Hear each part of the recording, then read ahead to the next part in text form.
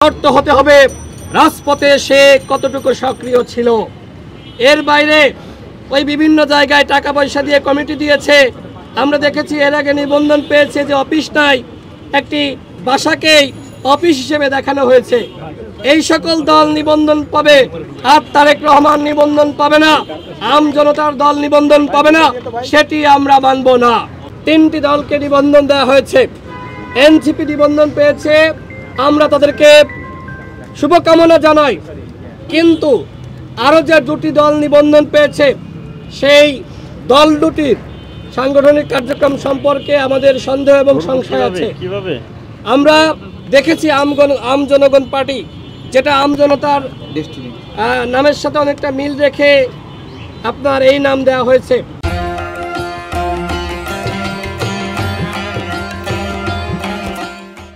আপনারা জানেন কিভাবে সেই ডেস্টিনির গ্রাহকদের টাকা লুটপাট করেছিল।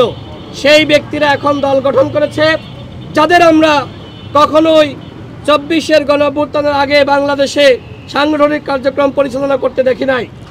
যখন ইসির পক্ষ থেকে নিবন্ধন দেওয়া হবে এই মর্মে গেজেট প্রকাশ করা হলো, তারপরে আমরা দেখলাম তারা বিভিন্ন জায়গায় কমিটি দিচ্ছে এবং তারা নিবন্ধন পেয়েও গেল।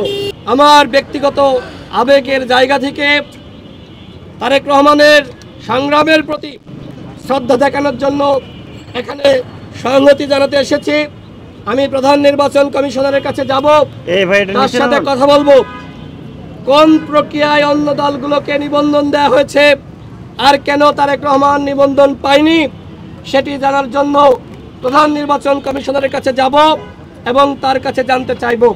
এবং আমাদের স্পষ্ট কথা, যারা অতীতে নিবন্ধন পেয়েছে তাদেরও যাচাই বাছাই করতে হবে। এবং আমি আবার উল্লেখ করি, নিবন্ধন পাওয়ার 1 নম্বর শর্ত হতে হবে রাজপথের সক্রিয়তা। হাসিনার বিরুদ্ধে যারা লড়াই করেছে তাদেরকে নিবন্ধন দেওয়ার ক্ষেত্রে অবশ্যই গুরুত্ব দিতে হবে।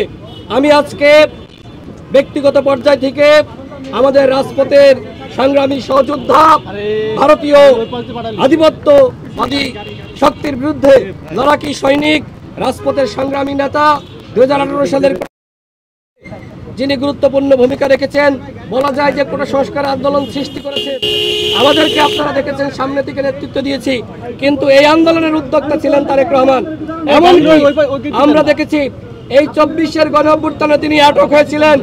আমরা দেখেছি বিজিবির গাড়ি তিনি কিভাবে আটকে দিয়েছিলেন, গাড়ির সামনে এইভাবে দাঁড়িয়েছিলেন এবং সেই ছবি ভিডিও সারা দেশের মানুষকে জাগ্রত করেছিল।